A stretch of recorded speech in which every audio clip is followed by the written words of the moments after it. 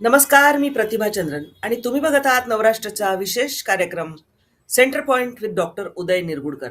विषय अर्थातच आजचा कळीचा महत्वाचा असा आहे आणि तो म्हणजे दिल्लीमध्ये काल आंदोलन मार्च नंतर संपेल असं वाटत असताना पुन्हा एकदा रात्री आंदोलन भडकलं आणि अ, आता या आंदोलनाची जी अपडेट्स आहेत त्यानुसार जंतर मंतरवर पुन्हा एकदा सीजेपीचं आंदोलन सुरू झालंय.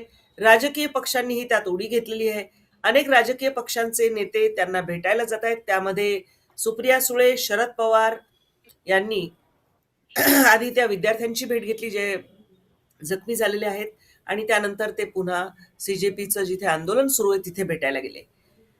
राहुल गांधी, प्रियांका गांधी यांनी सुद्धा कालच्या पोलिसांच्या दगडफेकीमध्ये किंवा पोलिसांनी केलेल्या लाठीचार्जमध्ये जे जखमी झालेले आहेत त्यांची भेट घेतली आणि नंतर अ, एक पंतप्रधानांच्या घरापर्यंत मार्च काढला. संसदेवर मोर्चा आज विरोधी पक्षाच्या खासदारांनी पण काढला. आज या विषयावर संसदेत आणि संसदेच्या बाहेर दोन्हीकडे प्रचंड मोठा गदारोळ जसा अपेक्षित होता तसा झालेला दिसला अर्थातच.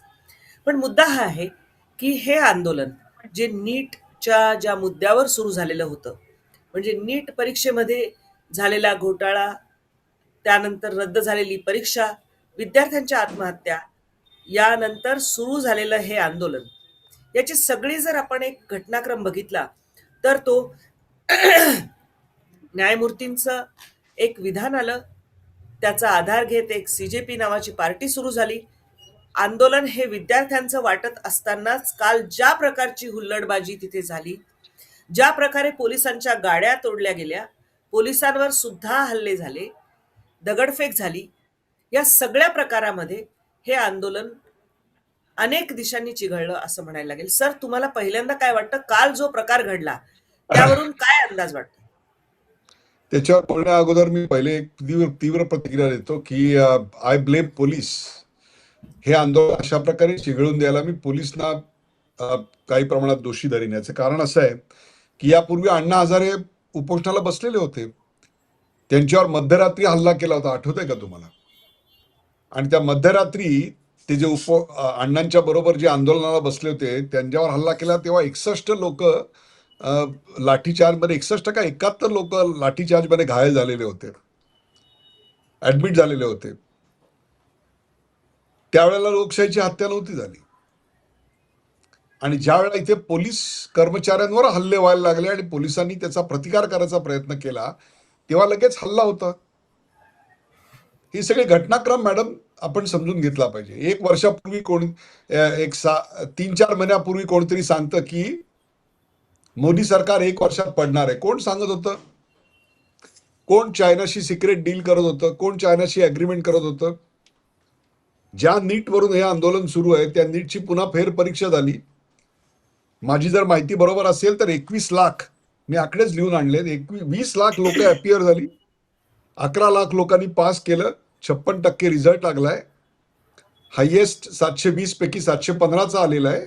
ऍडमिशन प्रोसेस चालू झाली आहे, डॉक्टर होण्याकरता विद्यार्थी आतुर आहेत आणि अजून इकडे आंदोलन खूप मोठ्या प्रमाणात सुरू आहे. हे कशाचं लक्षण मानायचं? कोण या देशाला डिस्टेबलाइज करण्याकरता इथल्या तरुणांना एक प्रकारे चुकीचा मार्ग लावतोय, चुकीचा मार्ग दाखवतोय?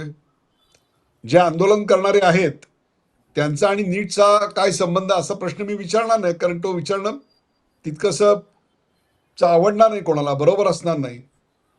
पण जेव्हा नीटची ऍडमिशन झालेली आहे, नीटची परीक्षा व्यवस्थित उत्तीर्ण झालेली आहे, 9,000 जागा सरकारनी वाढवलेल्या आहेत, त्यावेळी नाम तेरा अल्लाह आणि नीता का पती आणि सीता का पती अशा प्रकारच्या घोषणा तिकडे देणारे, अशा प्रकारची शब्दाची व्यंगोक्तीपूर्ण वक्तव्य करणारे कुणाल कामरा आणि बाकीचे तिकडे दिसतात. हे कशाचं लक्षण आहे?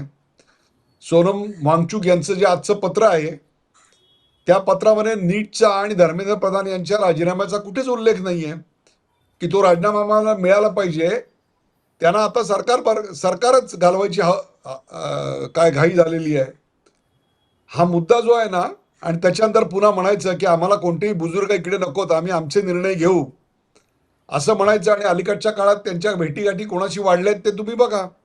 मग तुमच्या लक्षात येईल मी काय म्हणतोय ते, की हे सगळं काय चाललंय ते. रोज 8-10 हजार लोकांना अन्न पुरवलं जातंय तिकडे. ते अन्न पुरवलं जाणारा जो मुस्लिम कंत्राटदार आहे त्याचं असं काय एवढं प्रेम आलं आणि प्रत्येक मुलामध्ये तो अल्ला बघायला लागला का? मग ते जे अन्न पुरवत आहेत ते कशा करतायत? एक वाक्य आहे जगामध्ये, जोपर्यंत मूर्ख जगात आहेत ना तोपर्यंत हुशार लोक कधी उपाशी राहत नाहीत आपल्या जगात. त्यामुळे या लोकांना वापरून घेऊन, आणि वापरून अशा करता शब्द वापरतोय मी, पोलिसांच्या गाड्यांवर हल्ले, इतक्या प्रचंड मोठ्या प्रमाणात पोलीस कर्मचारी घायल झाले, त्यांच्या अनेकांच्या डोक्याचं रक्त लागलेलं आहे आणि त्याची जी रिटॅलिएशन झाली त्यात विद्यार्थी जखमी झाले.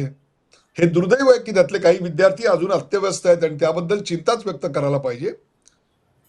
परंतु मकोकावाले अफजलभाई तिकडे येतात आणि ते 150 घेऊन जाणारा येतात. अर्शद हा प्रोफेशनल पत्थरबाज आहे, तो तिकडे येतो. ही सगळी मंडळी काय करत होती इकडे? फन्ने खान येतात, ते काय करतात? हे मी अशा करता सांगतोय की या सगळ्यामध्ये काही जणांना क्रांतीची खुशबू येते आहे. कोण म्हणलं हे? रेणुका चौधरी म्हणल्या, शूरपणखा फेम. त्यांनी सांगितलं मुझे क्रांती की खुशबू आ रही है. ही क्रांती की खुशबू आहे.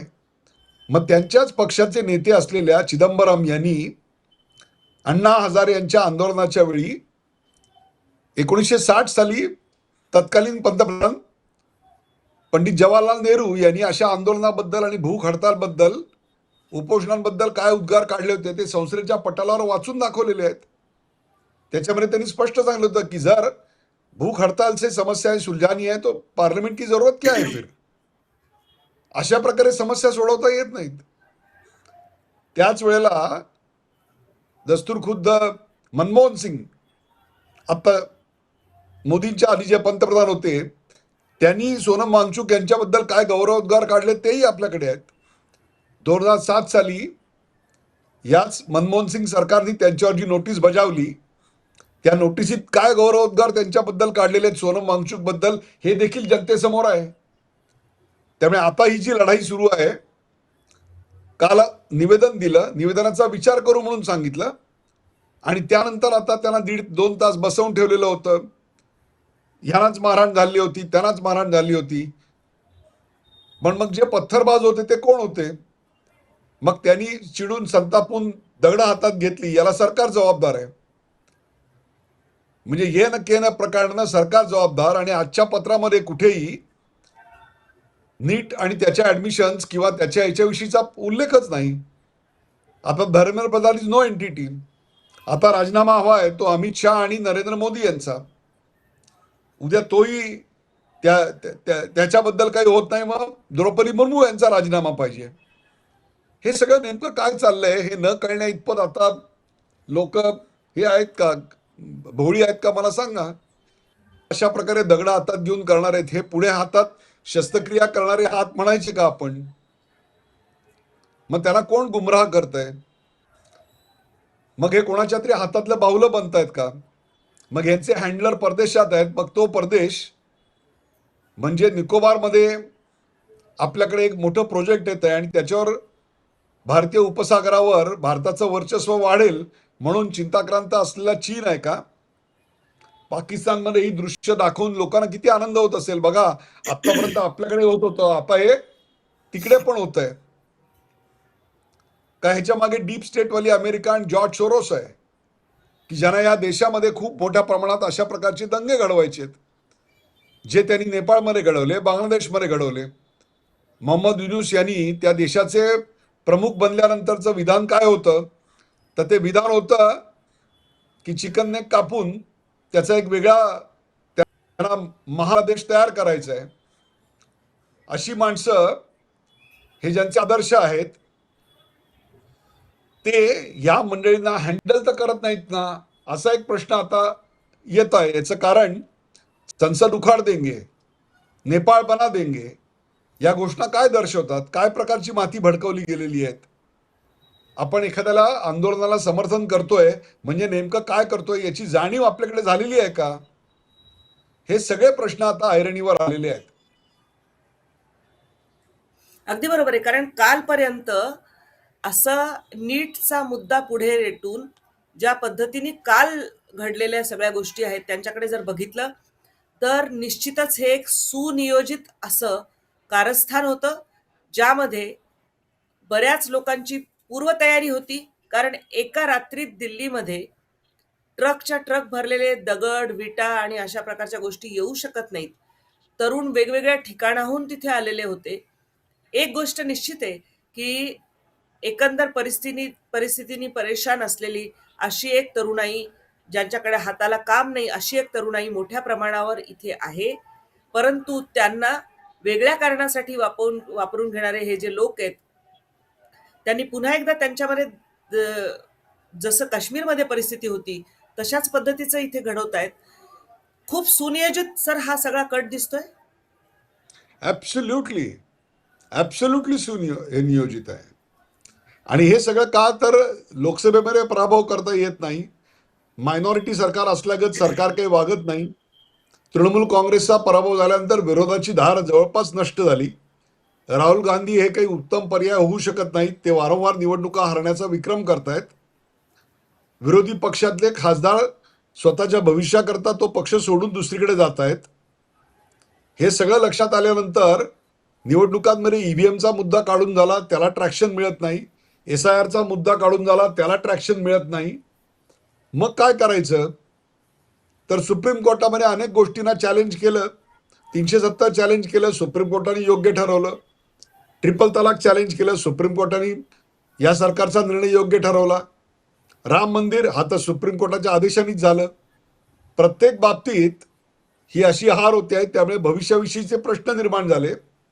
या देशाच्या सेक्युलरिझम विषयीची एक कल्पना आहे डोक्यामध्ये, ती कल्पना बदलायला तयार नाहीत.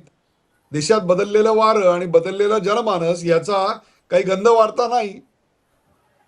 त्यामुळे शाहीन बागेमध्ये जे चेहरे आपल्याला बदनाम म्हणून दिसत होते, असे अनेक त्या टाईपचे चेहरे आता पुढे यायला लागलेले आहेत. आणि ते ज्या प्रकारचं आंदोलन करतायत, त्या आंदोलनामुळे या देशाची शांतता, सुरक्षितता, अंतर्गत सुरक्षा या सगळ्या समोरचे प्रश्न खूप मोठ्या प्रमाणात निर्माण झालेत. आणि म्हणूनच या सगळ्या गोष्टीकडे सरकारनं अत्यंत गांभीर्यानं लक्ष द्यायचं ठरवलं. पोलिसांची कारवाई झाली.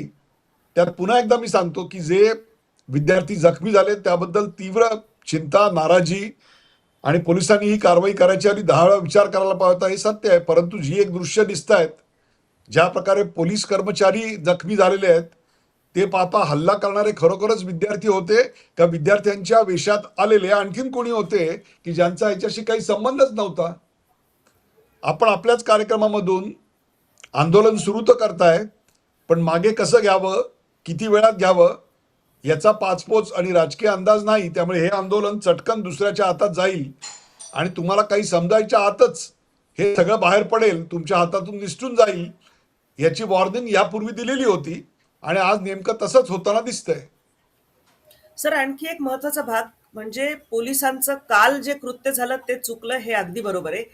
तथापि एक इंटेलिजन्स म्हणून जो सरकारचा असतो, की त्यांना या आंदोलनाच्या दिवशी काय काय घडू शकतं याचा अंदाज आला होता की नव्हता, आणि जर असं असेल तर ते आधीच थांबवण्यासाठीचे प्रयत्न का झाले नाहीत?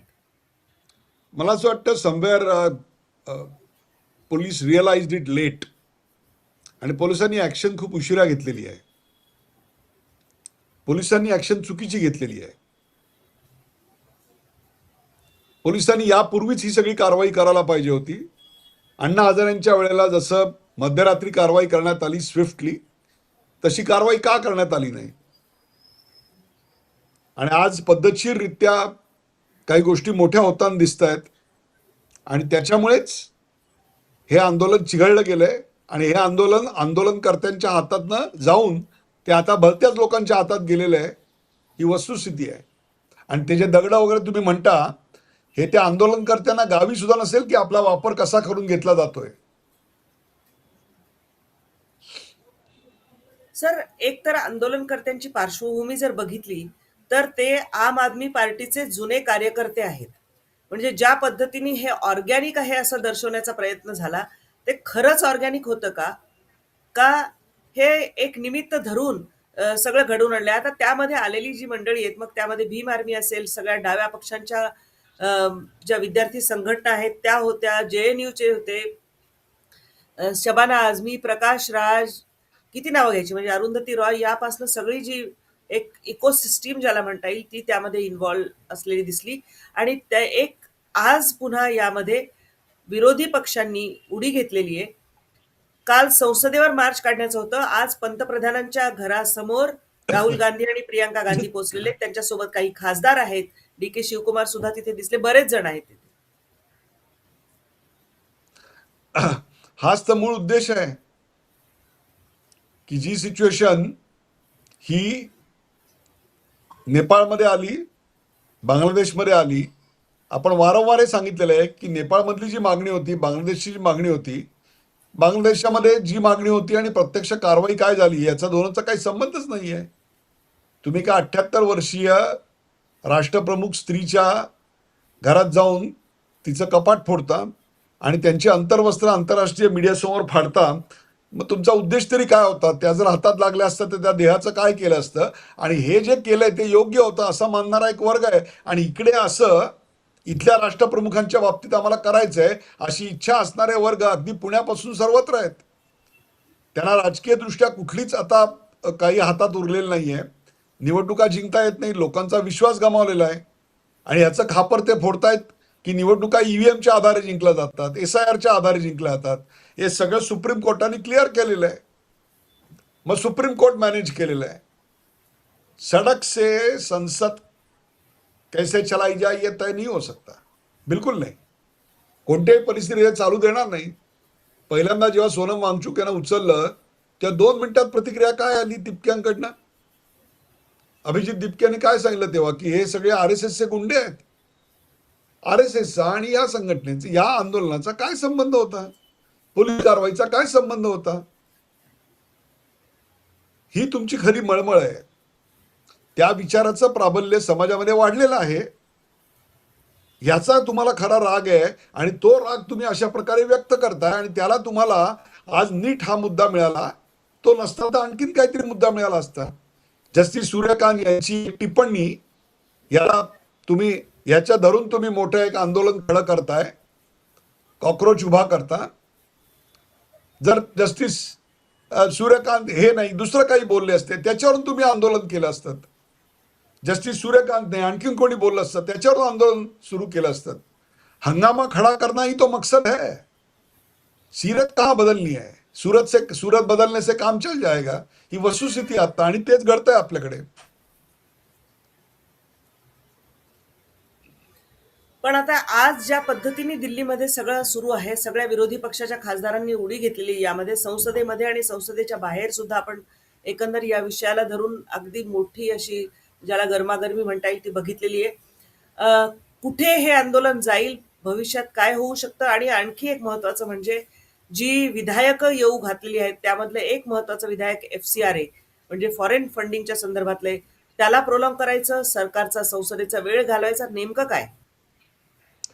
तेच प्रोलॉंग करण्याचा खरा डाव आहे, कारण तीच अमेरिकेला आता ठुसठुसणारी बाब आहे, युरोपियन देशांना ठुसठुसणारी बाब आहे. कारण या देशात अराजक माजवायचं असेल तर पैसा पुरवायला पाहिजे, आणि पैसा पुरवायला पाहिजे तर फंडिंग येणार कुठून? तर फंडिंग ते ऑफिशियली पाठवतात, आणि त्या अशा अनेक NGOजना देतात. त्यातली एक NGO आदरणीय सोनम वांगचुक यांची आहे. त्या NGO कडनं ह्यांना पैसे येतात, आणि सरकारने सांगितलं फंडर कोण आहे त्याचे सगळ्या कुंडली आम्हाला पाहिजे, त्याचा अकाउंट आम्हाला पाहिजे, आणि ते पैसे कशाकरता खर्च होतात याचंही अकाउंट आम्हाला पाहिजे. ह्याच्यात गैर काय सांगितलं?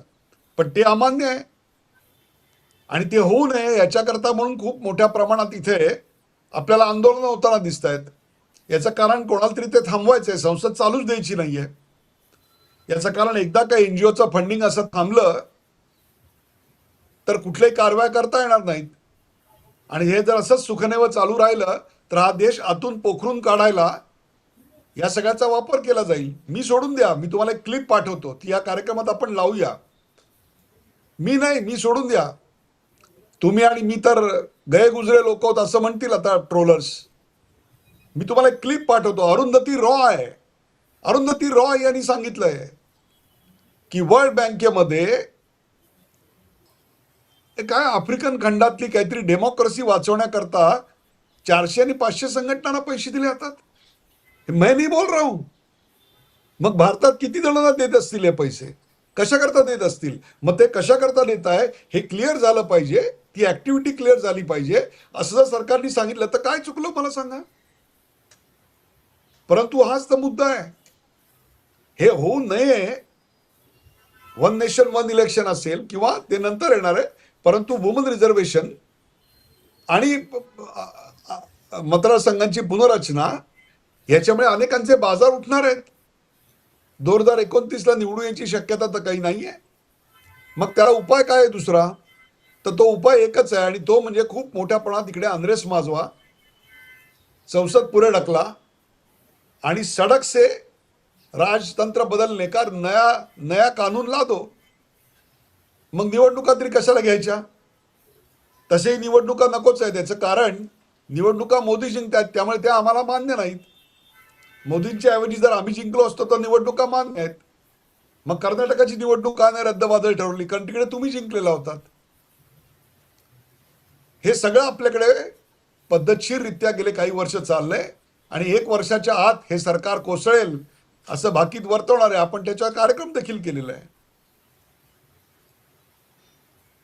ही वेगवेगळे आताची देशाची ज्वालाग्राही अवस्था आहे. यातनं मार्ग काय दिसतो? सरकार याच्यातनं या मार्ग एक आहे आंदोलनाला की हँडल करू जेव्हा शकेल?